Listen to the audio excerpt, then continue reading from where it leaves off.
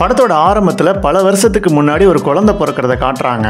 அந்த அப்பா அம்மாவுக்கு ஏற்கனவே 3 பசங்க இருப்பாங்க. 4ஆவதா பிறந்தது பொண்ணு.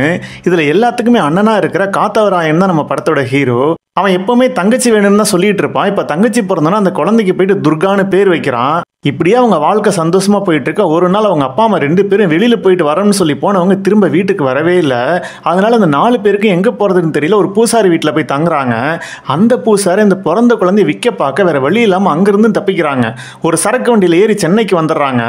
அந்த வண்டியை ஓட்டிட்டு வந்தவர் ஒரு காட்ஃபாதர் மாதிரி இவங்களுக்கு ஹெல்ப் பண்றாரு. கிடைக்கிற வேலையெல்லாம் செஞ்சு அந்த அண்ணன் தன்னோட தம்பி அப்புறம் தங்கச்சியெல்லாம் காப்பாத்துறான். அப்புறம் எல்லாருமே அப்படியே வளர்ந்துடுறாங்க. வளர்ந்ததுக்கு அப்புறம் பாத்தீங்கன்னா மார்க்கெட்ல ஒரு ஃபாஸ்ட் ஃபுட் கடையை போட்டு நடத்துறாங்க. அந்த கடை இப்ப நல்லா போகுதுன்னு அங்க இருக்கிற ஏரியாவோட கேங்ஸ்டர் துரைன்னு ஒருத்தனோட ஆள் அந்த கடை மேல கண்ணு வைக்கிறான். அதுவும் இல்லாம அந்த ஏரியால துரை மட்டும் இல்ல, இன்னொரு கேங்ஸ்டர் இருக்காங்க. அதாவது ஒன்னு துரை, இன்னொன்னு சேது. இதுக்கு நடுவுல தன்னோட அப்பாவை கொண்டு அந்த கூட்டத்தை பழி வாங்கணும்னு ஒரு போலீஸ் வேற வர்றாரு. இப்படியே லைஃப் போயிட்டு இருக்க ஒரு சூழ்நிலையில அந்த துரைக்கு நம்ம ஹீரோவோட தம்பிக்கு ஒரு பிரச்சனை வந்துருது. அது நம்ம ஹீரோவுக்கு ஒரு பெரிய பிரச்சனையா மாறுது.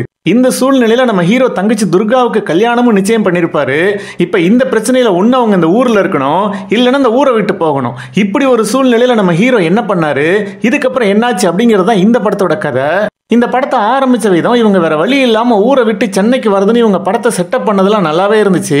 அதுக்கப்புறம் அந்த ஏரியால 2 கேங் இருக்கு, அவங்களுக்குள்ள பிரச்சனை, போலீஸ்க்கு இருக்கிற பழைய பகன்னு வரும்போது என்னடா இதெல்லாம் நம்ம ஏற்கனவே பார்த்த மாதிரி இருக்கே அப்படின்னு தோண ஆரம்பிக்குது. அப்புறம் 2 தம்பியில ஒருத்தர் காலேஜ் போறாரு.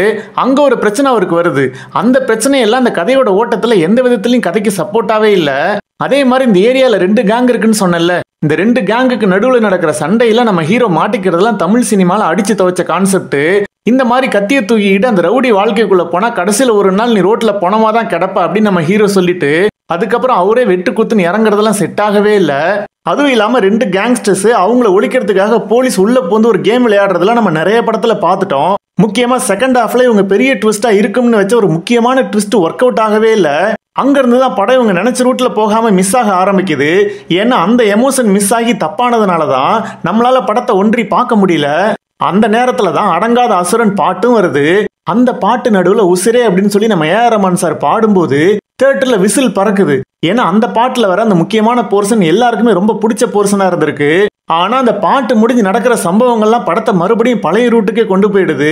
அப்புறம் டெக்னிக்கலா பார்த்தா இந்த படத்தோட எடிட்டிங், பின்னணி இசை, சினிமோட்டோகிராஃபி, ப்ரொடக்ஷன் டிசைன்ல ரொம்ப நல்லாவே இருந்துச்சு. ஆனா இந்த படத்தோட மைய கதை, அதோட ரைட்டிங் தான் ரொம்ப வீக்கா இருந்துச்சு.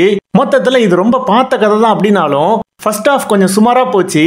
ஆனா செகண்ட் ஹாஃப்ல இவங்க நினைச்ச ட்விஸ்ட் ஒர்க் ஆகாததுனால நமக்கு இந்த படம் ரொம்ப அவைவா போயிடுச்சு.